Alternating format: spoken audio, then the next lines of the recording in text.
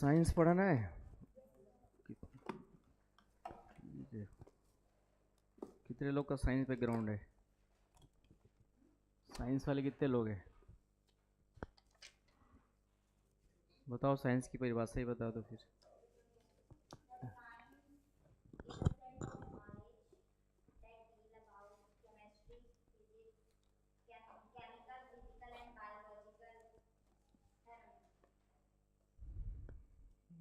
ठीक है। और नेचुरल साइंस और सोशल साइंस क्या होता है?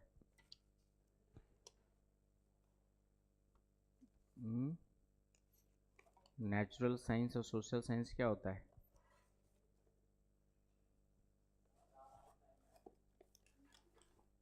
हाँ, नाम के साइंस है।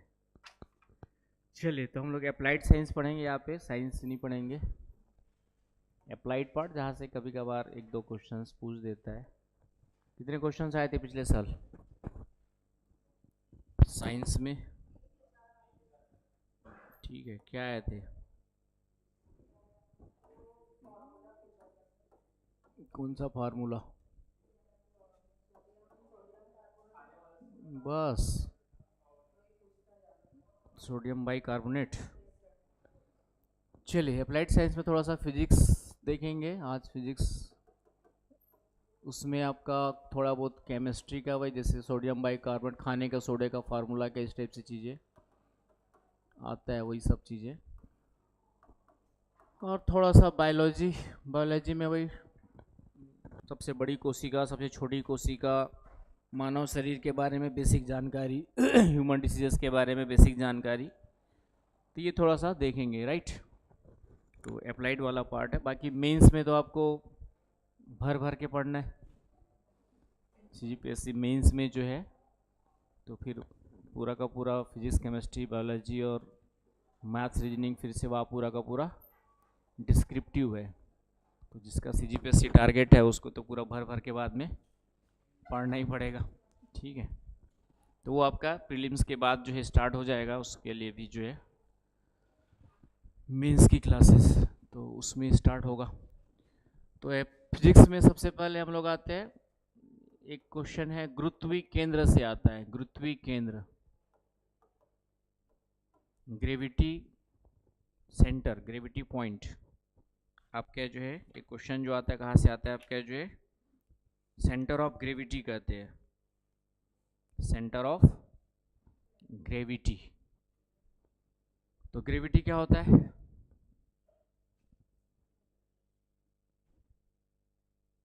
गुरुत्व बल या गुरुत्व क्या होता है ना? गुरुत्वाकर्षण बल है ना, एक होता है गुरुत्वाकर्षण बल, ग्रेविटेशनल फोर्स।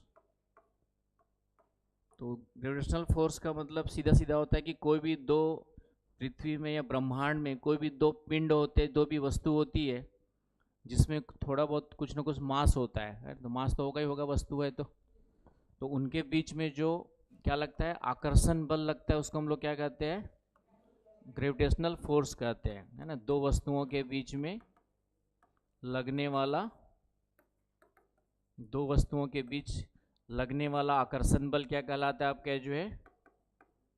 दो वस्तुओं के बीच लगने वाला आकर्षण बल, अट्रैक्शन फोर्स। दोनों वस्तुएं एक दूसरे की को क्या करती है? अट्रैक्ट करती है ना। कोई भी दो लोग बैठे हो तो तुम लोग भी एक दूसरे को अट्रैक्ट कर रहे हो, ठीक है। बस अंतर इतना ही है कि हमारे शरीर का मास इतना नहीं है, मास मतलब द्रव्यमान इतना नहीं है कि वो हम उसको फील कर सके, समझ गए ना।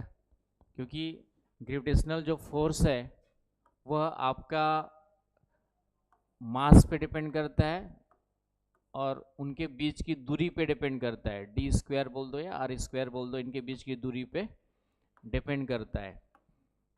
आ रही बात समझ में? तो दो वस्तुओं के बीच में जो गुरुत्व बल है, गुरुत्वाकर्षण बल है, उन दोनों वस्तुओं के किस पे डिपेंड करता है? मास पे।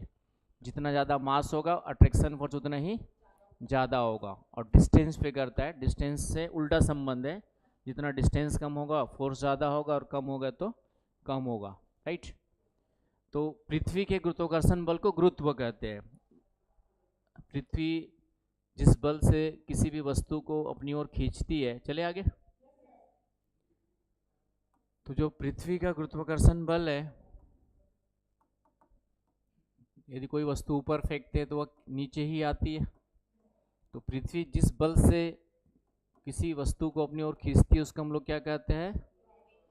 गुरुत्व बल या ग्रेविटी कहते हैं, गुरुत्व कहते हैं, है कि नहीं? उसको हम लोग क्या कहते हैं? ग्रेविटी कहते हैं। उसको हम लोग क्या कहते हैं? आपका जो है ग्रेविटी कहते हैं। तो होता क्या है कि ग्रेविटी सेंटर का मतलब होता है कि कोई भी वस्तु जब पृथ्वी पर हम एग्जिस्ट कर रहे हैं तो हमारे ऊपर भी ग्रेविटी फोर्स लगा हुआ है, ठीक है। तो सीधा खड़े हैं तो एक सीधी रेखा के माध्यम से लग रहा है, तो इसलिए हमें अपने भार का खुद का पता नहीं चल रहा है, राइट। जैसे कोई बाल्टी उठाते तो थोड़ा झुक जाते, तो ग्रेविटी फोर्स क्या होता है? वो उस पॉइंट्स के बेस से होकर के गुजरता है। तो गुरुत्व केंद्र का मतलब क्या हो गया आपका जो है? तो गुरुत्व केंद्र का मतलब होता है वह बिंदु जहाँ वस्तु का समस्त भार कार्य करता है।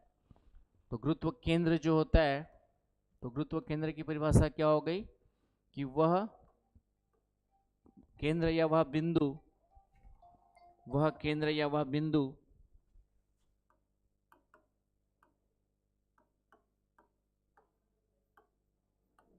जहां पर उस वस्तु का समस्त भार केंद्रित होता है।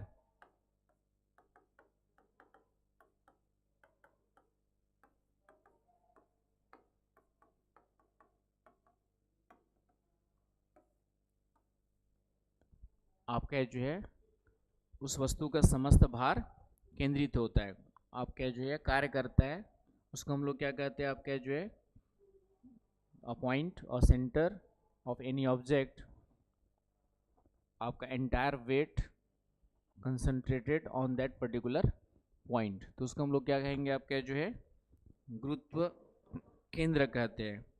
तो यहाँ पे क्वेश्चन जो आता है कि अलग अलग आकार की जो चीज़ें होती है उसका गुरुत्व केंद्र कहाँ पर मिलता है, ये पूछ देता है। तो वो बस आपको ध्यान में रखना है। तो गुरुत्व केंद्र कहाँ पर है करके कभी क्वेश्चन आ जाता है। जैसे यूनिफॉर्म छड़ है, एक आपका जो है समान छड़ है, कोई छड़ है आपका जो है समान है, तो आपका बार बन गया यूनिफॉर्म छड़, ठीक है। छड़ या कोई भी कैसी बना दो, समान छड़ है, यूनिफॉर्म आपका जो है कोई बार है, तो इसका गुरुत्व केंद्र कहाँ पर होगा? इस तरीके से क्वेश्चन आ जाता है। तो उसी का कुछ पॉइंट नोट कर लीजिए। समान छड़ है तो इसका गुरुत्व केंद्र होता है छड़ के अक्ष का माध्य बिंदु। तो छड़ का अक्ष कौन सा कहलाएगा? ये हो गया छड़ का अक्ष, एक्सिस। इस छड़ का क्या हो गया? आपका जो है अक्ष हो गया। तो इसका जो मध्य बिंदु है, मीन पॉइंट,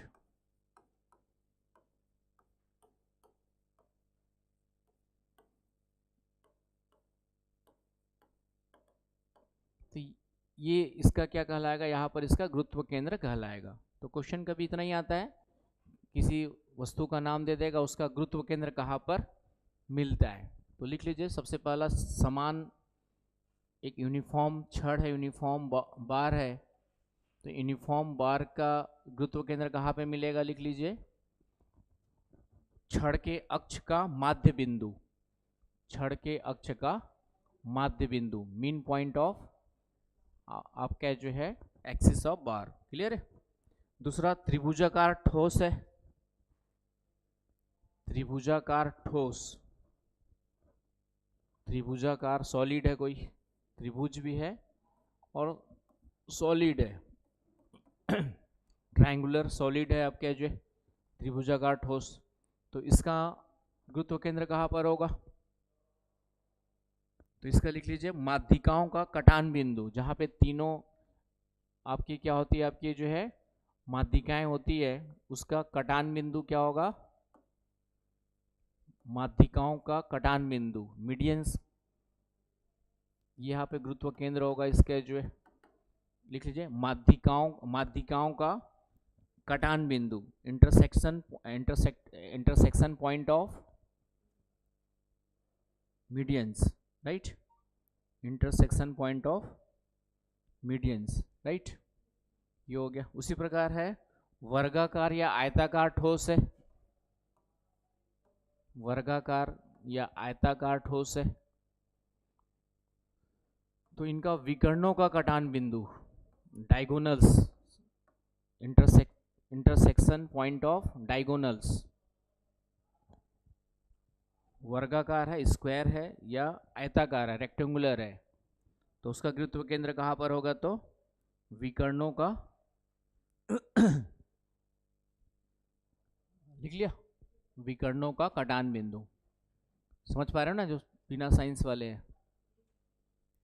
क्वेश्चन मैंने कहा अप्लाइड ही पढ़ना है, हम अंदर बहुत ज़्यादा नहीं घुस रहे, बस उसका कभी क्वेश्चन आ जाए कि किसका गुरुत्व पॉइंट कहाँ पर है, कभी क्वेश्चन आ जाए। उसी प्रकार आपका वृत्ताकार पटल, वृत्ताकार पटल, सर्कुलर लैमिना, कुछ सर्कुलर लैमिना है आपका इस तरीके से, तो इसका सेंटर पॉइंट, इसका जो सेंटर पॉइंट रहेगा वही क्या होगा, उसका गुरुत्व केंद्र हो गया। तो इसमें लिख लीजिए वृत्त का केंद्र, सेंटर ऑफ सर्कल, वृत्त का केंद्र, राइट। ये तो निकाल ही लोगे। नेक्स्ट है शंक्वाकार ठोस,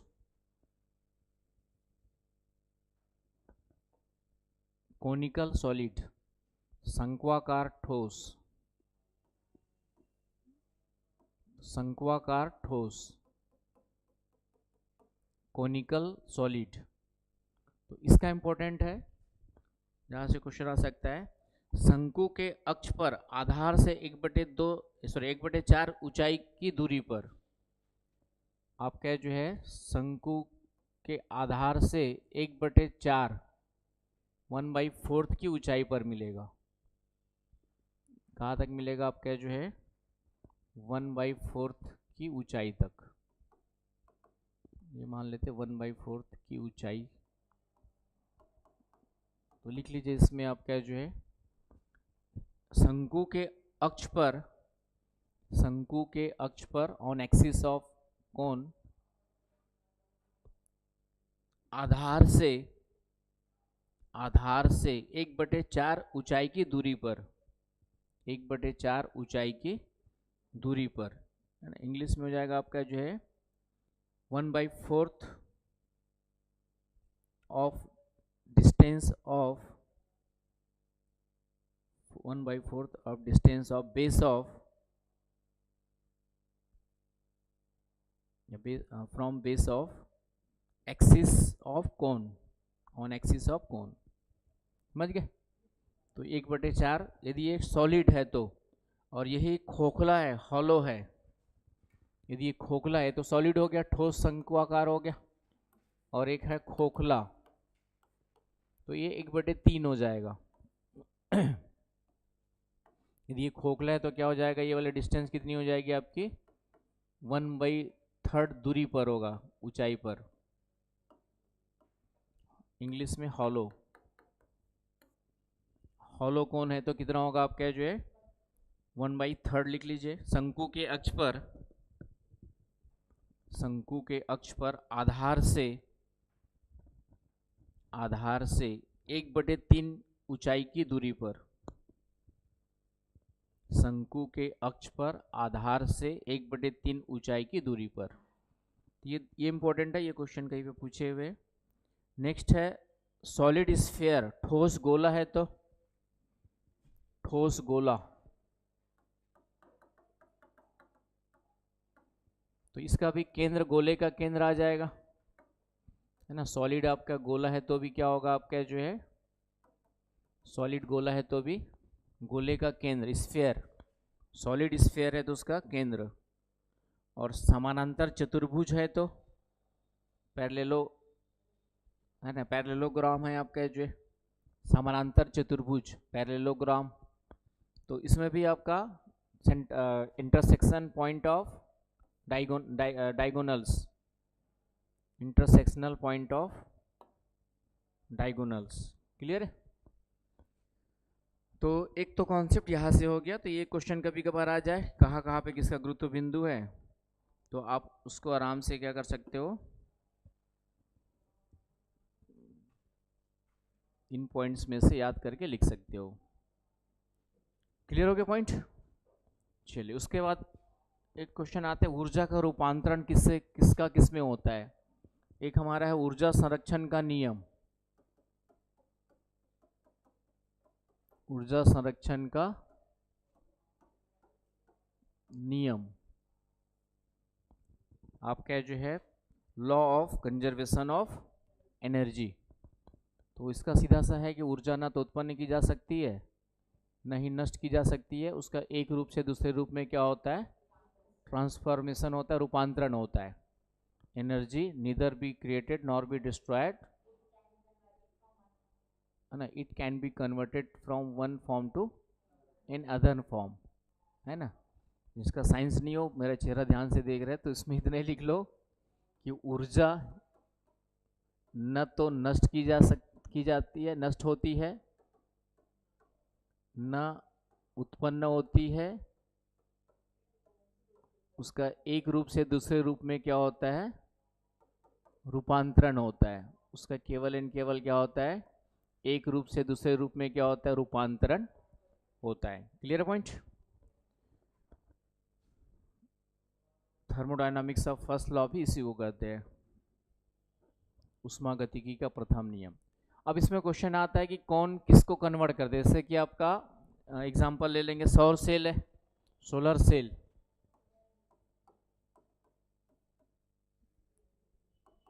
तो सौर सेल जो है कौन सी ऊर्जा को कौन सी ऊर्जा में कन्वर्ट करता है, ठीक है, है ना। सौर ऊर्जा जो आती है, या तो सोलर एनर्जी भी बोल सकते हो, या मैकेनिकल यांत्रिक ऊर्जा है, फिजिकल एनर्जी है, तो उसको इलेक्ट्रिकल एनर्जी में। तो लिख लीजिए बस एक लाइन, प्रकाश ऊर्जा को विद्युत ऊर्जा में, प्रकाश ऊर्जा या भौतिक ऊर्जा या यांत्रिक ऊर्जा को विद्युत ऊर्जा में।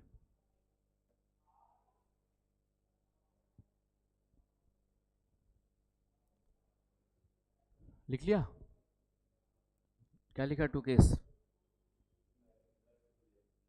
इलेक्ट्रिकल, मैकेनिकल या light energy to electrical energy, right. Next है डायनामो। डायनामो जानते हो क्या होता है? क्या होता है नीरा? डायनामो क्या होता है? परमाणु मिसाइल होती है,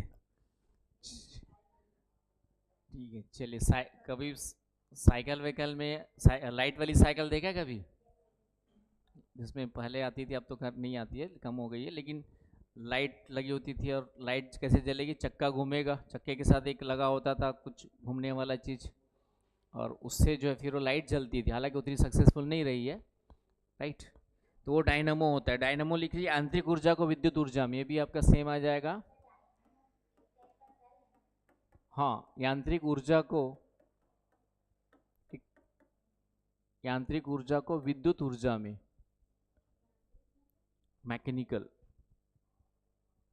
मैकेनिकल एनर्जी को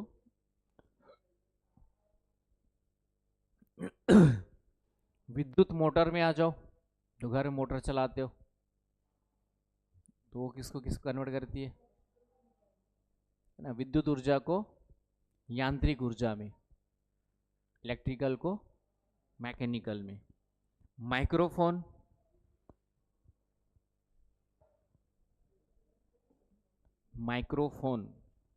ये जो मैं बोल रहा हूं,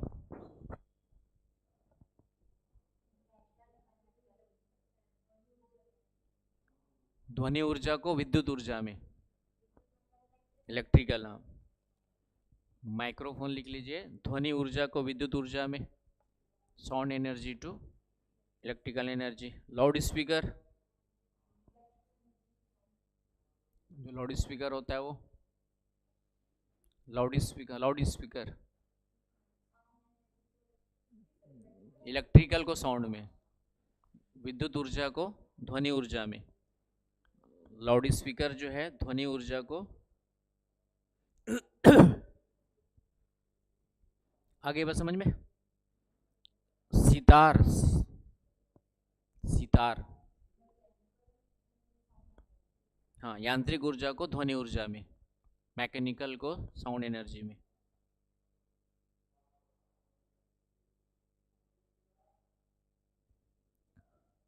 और ये लाइट बल्ब, इलेक्ट्रिक को लाइट में, लाइट या बल्ब, लाइट या बल्ब जो है इलेक्ट्रिक को लाइट में, विद्युत को प्रकाश ऊर्जा में। हीटर का जलना ना, इलेक्ट्रिकल, विद्युत को उष्मा ऊर्जा में। हाँ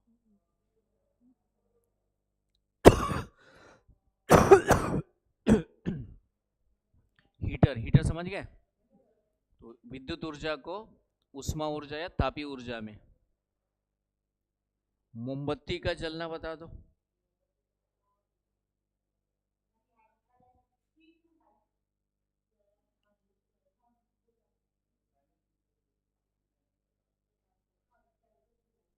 रासायनिक ऊर्जा को प्रकाश एवं उष्मा या तापीय ऊर्जा दोनों में आता है ना, ताप भी मिलता है ना उससे। तो लिख लीजिए मोमबत्ती का जलना रासायनिक ऊर्जा को प्रकाश एवं उष्मा ऊर्जा में, हीट।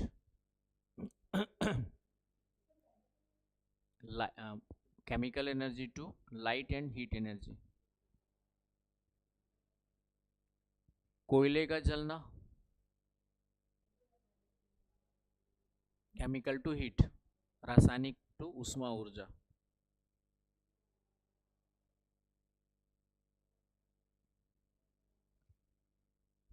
विद्युत cell, electrical cell, chemical to electrical है ना, रासायनिक ऊर्जा को विद्युत ऊर्जा में।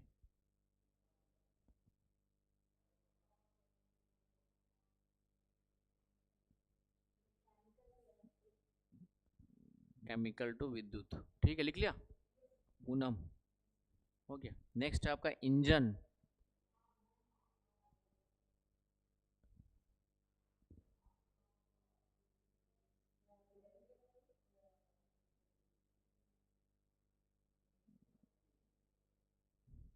नहीं, हीट टू यांत्रिक ऊर्जा, उष्मा टू यांत्रिक, हाँ मैकेनिकल, हीट टू मैकेनिकल, उष्मा ऊर्जा से यांत्रिक ऊर्जा में।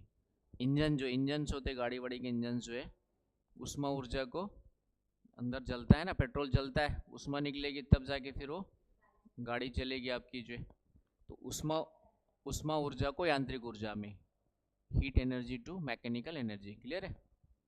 और प्रकाश विद्युत cell, photo flow, photo electric cell, तो इसमें प्रकाश ऊर्जा को विद्युत ऊर्जा में, प्रकाश विद्युत सेल।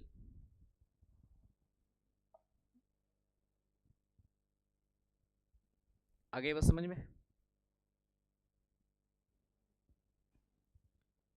तो ये हो गया आपका कुछ एनर्जी ट्रांसफॉर्मेशन किससे किस में होता है, कभी कभार कोई क्वेश्चन आ जाए तो। सूर्य के बारे में क्या जानते हो? सूर्य की ऊर्जा का सोर्स क्या है?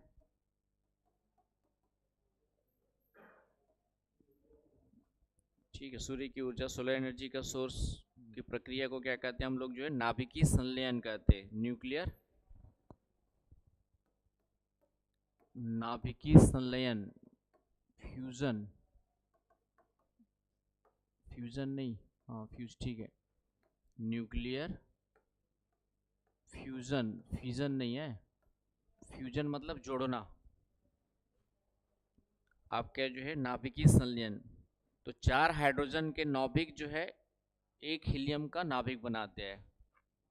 4 हाइड्रोजन के नाभिक क्या बनाते हैं आपके जो है, एक हीलियम के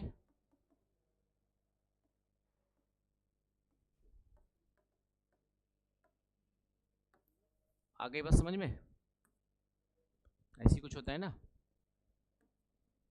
तो इसमें नाभिकीय संलयन में सूर्य में क्या होता है कि 4 हाइड्रोजन के नाभिक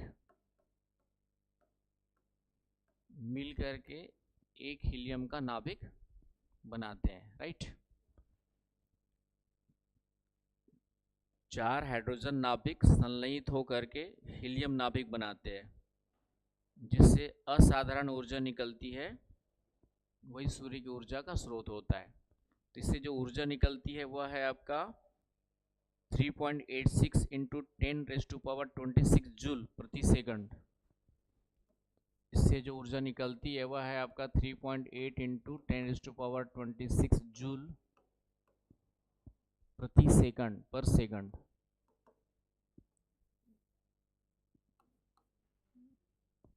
हाइड्रोजन नाभिकीय संलयन की प्रक्रिया में प्रति सेकंड कितनी एनर्जी जनरेट होती है आपकी जो है, ठीक है, पर सेकंड। जूल में यहाँ पे है 3.8 इंटू 10⁻26 जूल पर सेकंड एनर्जी जनरेट होती है। क्लियर हो गया। तो ये क्वेश्चन, इतना ही क्वेश्चन पूछता है कि सूर्य की ऊर्जा का सोर्स की प्रक्रिया कौन सी है, तो नाभिकीय संलयन है ना। फ्यूजन याद रखना, विखंडन, फ्यूजन में विखंडन हो जाएगा, तो यहाँ पे कई लोग ये गलत हो जाएगा, ठीक है, तो ये ध्यान में रखना है। क्लियर हो गया। इसी के साथ जान लीजिए सूर्य में सबसे अधिक मात्रा जो होती है वह हाइड्रोजन की, 78% इसमें क्या मिलता है, हाइड्रोजन। सूर्य में सबसे अधिक मात्रा जो मिलती है 70% द्रव्यमान हाइड्रोजन का है, 28% हीलियम का है। 70% है, 70% हाइड्रोजन का मास मिलता है, द्रव्यमान मिलता है, 28% हीलियम है, और बाकी 2% एटसेट्रा अदर्स है, अन्य भारी गैसें, ठीक है, भारी तत्व है, ठीक है। तो हाइड्रोजन ज़्यादा है, फिर उसके बाद सेकंड नंबर हीलियम। तो ये थोड़ा सा ध्यान में रख लेना, कहीं काम आएगा। चलिए फिर से हम लोग अब पृथ्वी के गुरुत्व में आते हैं। तो गुरुत्व हमने समझ लिया। गुरुत्व क्या होता है, पृथ्वी के द्वारा जो गुरुत्वाकर्षण बल लगता है, उसी से रिलेटेड एक टॉपिक है गुरुत्वीय त्वरण।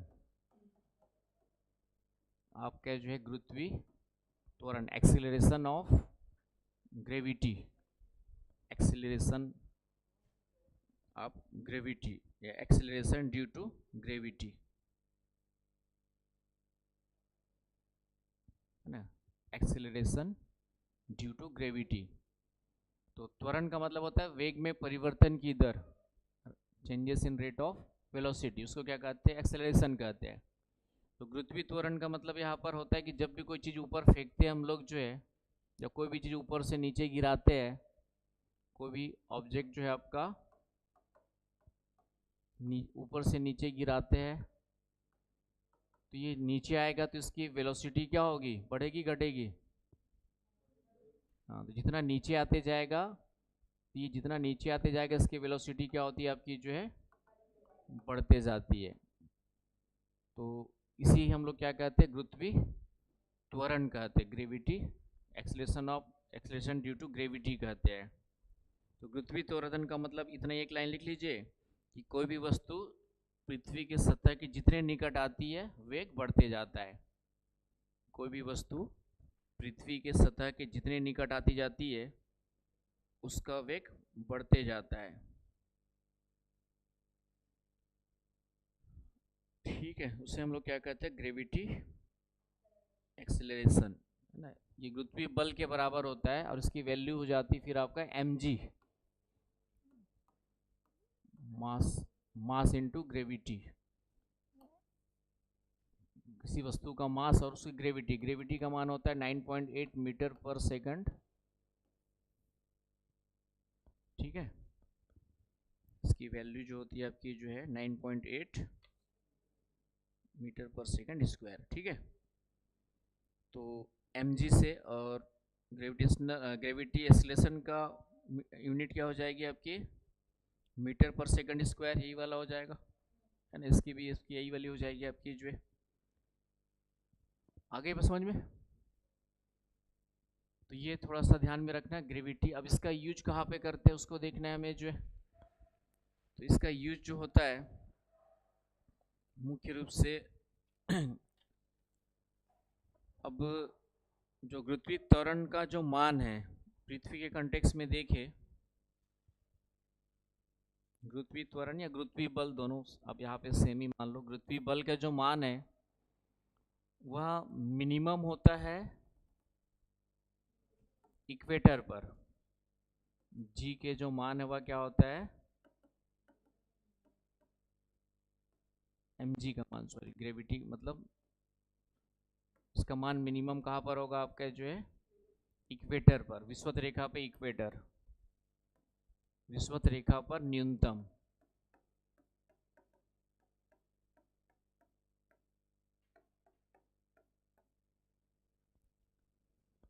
विषुवत रेखा पर इसका मान क्या होता है आपका जो है, आगे बस समझ में, मैक्सिमम। और मैक्सिमम होता है आपका पोल्स पर। ग्रेविटी जो होती है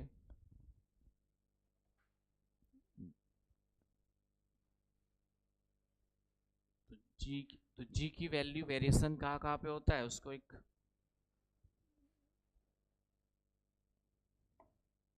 तो जी है ग्रेविटी जो है ये हो गया मिनिमम कहाँ पर, इक्वेटर पर 0 डिग्री पर। मैक्सिमम कहाँ पर, पोलर 90 डिग्री पर, पोल्स पर आपका जो है क्यों होता है, क्या जीरो जाता है,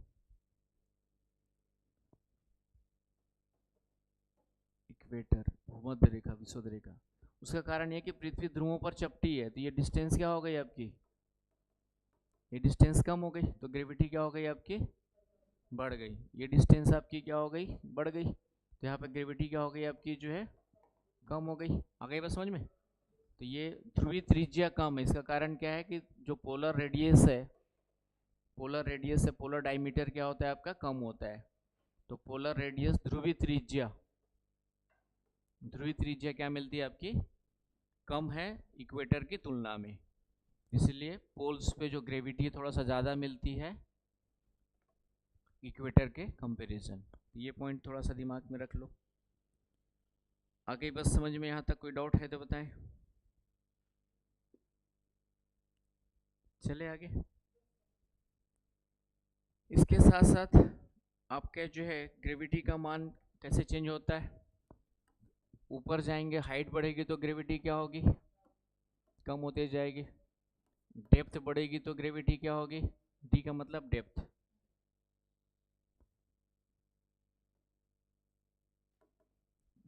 डेप्थ बढ़ेगी तो ग्रेविटी क्या होगी, ठीक है ये भी कम होगी, ठीक है, क्योंकि नीचे जा रहे हैं तो ये डिस्टेंस कम होती जाएगी ना भाई, तो उसकी वैल्यू क्या होगी आपकी, कम होगी। हालांकि मास बढ़ता है अंदर जाने पे, लेकिन डिस्टेंस क्या हो रही है आपकी, कम हो रही है, इसलिए इसकी वैल्यू बढ़ते जाती है, सॉरी कम होते जाती है। क्लियर वो, तो ये पॉइंट याद रखना है। पृथ्वी के घूर्णन गति के कारण से भी ग्रेविटी क्या होती है, कम होती है। घूर्णन के कारण, रोटेशन के कारण से, रोटेशन के कारण से भी जी का मान क्या होता है आपका जो है कम होता है। यदि रोटेट नहीं करती अर्थ तो हमारा जी का मान और ज़्यादा होता है, इससे भी ज़्यादा होता, 9.8 से क्या होता, ज़्यादा होता, ठीक है। तो रोटेशन के कारण से उसकी वैल्यू कम हो जाती है। और G indirectly proportional to angular velocity, कोणीय वेग, एंगुलर वेलोसिटी कोणीय वेग के व्युत्क्रमानुपाती होती है। गुरुत्व जो है कोणीय वेग के क्या होती है, उल्टा रिलेशन में होती है, मतलब कोणीय वेग बढ़ेगा तो ग्रेविटी क्या होगी आपकी, कम होती जाएगी। आ गई बस समझ में। चलिए तो ये पॉइंट लिख लिए, एक नोट करके लिख लीजिए, नोट करके कि if angular speed of earth, if angular speed of earth becomes 17 times, becomes 17 times its present value,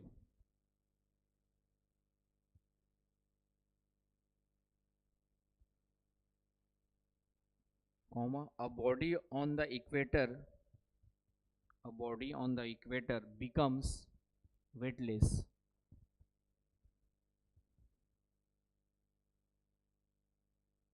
Hindi में लिख लीजिए, यदि पृथ्वी का कोणीय वेग वर्तमान से 17 गुना अधिक बढ़ा दिया जाए, वर्तमान से 17 गुना अधिक कर दिया जाए, तो विषुवत रेखा पर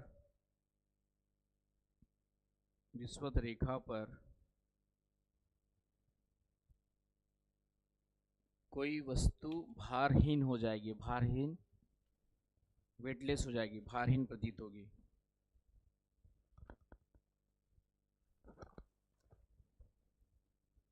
आ गई बात समझ में? चलिए, तो एक तो ये हो गया आपका जो है ग्रेविटेशनल अर्थ के ग्रेविटी फोर्स के कंटेक्स में इतने पॉइंट्स थोड़ा सा दिमाग में। अब आते हैं लिफ्ट में, कुछ क्वेश्चंस बनता है लिफ्ट से रिलेटेड। लिफ्ट में वेट में क्या चेंजेस होते हैं? Weight of a body in a lift, मतलब यदि लिफ्ट में जा रहे हो तो कौन कौन सी स्थिति बनती है। लिफ्ट सभी लोग गए होंगे, ठीक है ना। तो पहला आपका जो है, इफ लिफ्ट इज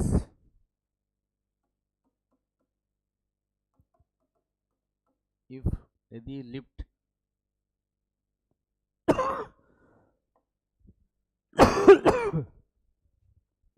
पहली कंडीशन लेते हैं, यदि लिफ्ट जो है स्टेशनरी और moving with uniform speed, Hindi में लिख लीजिए, लिफ्ट इज स्टेशनरी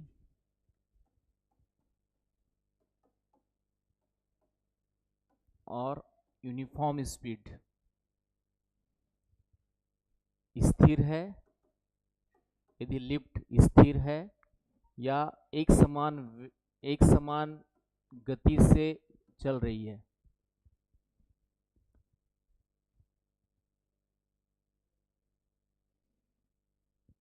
एक समान गति से चल रही है, तो ऐसी स्थिति में क्या होगा, आपका जो वेट है वह कम होगा, ज़्यादा होगा, या फिर जो है एग्जैक्टली उसी के बराबर रहेगा।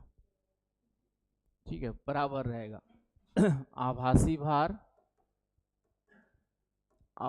भार apparent weight equal to true weight. आपका जो वास्तविक भार है वही रहेगा, वास्तविक भार, समझ गए।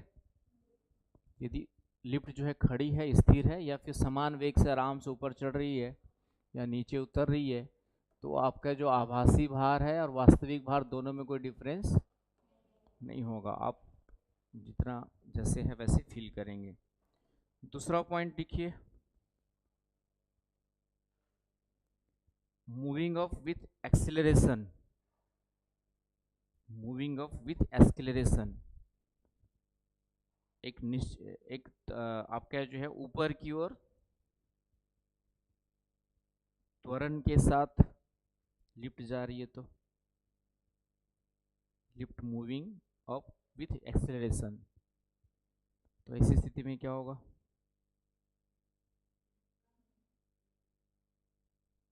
तेजी से ऊपर बढ़ते जा रहे, वेट एक्सेलरेशन का मतलब वेट आपका जो है, जो अपैरेंट वेट आभासी भार कम प्रतीत होगा, है कि नहीं। मूविंग ऑफ विथ एक्सेलरेशन, तो इस स्थिति में क्या होगा, अपैरेंट वेट ग्रेटर देन, ठीक है, आपको भार हल्का महसूस होगा ना भाई, तो apparent weight greater than true weight, ठीक है।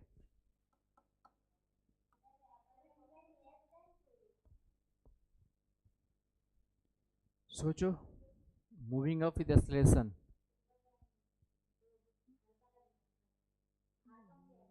तो हाँ, तो आभासी भार आपको हल्का लगेगा ना, तो आभासी भार कम हो गया, मतलब आभासी भार आप मतलब आपका जो वास्तविक भार है उसकी तुलना में भार क्या लग रहा है, कम लग रहा है, ठीक है। तो वास्तविक भार आपका क्या हो गया,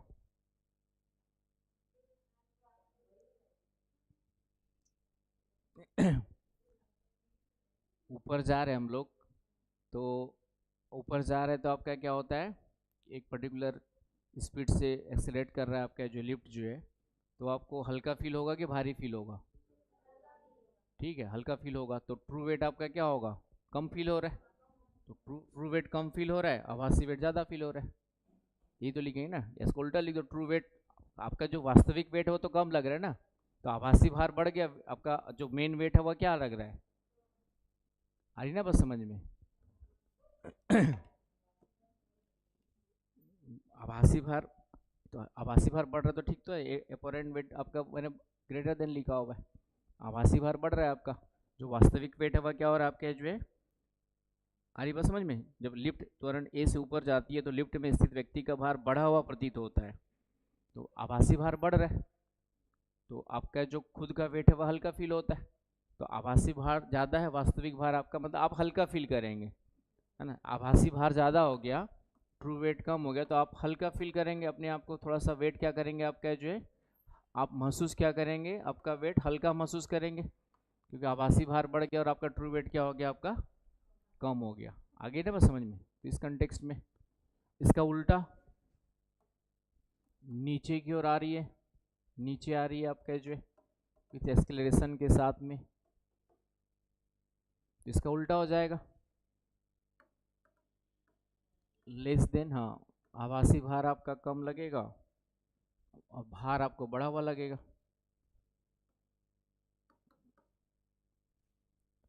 नीचे आओगे तो लग रहा है कि आपका भार बढ़ गया, फिर ये होगा ना भाई। आभासी भार आपका घटा हुआ लगेगा और व्यक्ति का आभासी भार जो है आपका जो है, आ रही ना बस समझ में? तो इस तरीके से रस्सी टूट जाती है तो क्या होगा,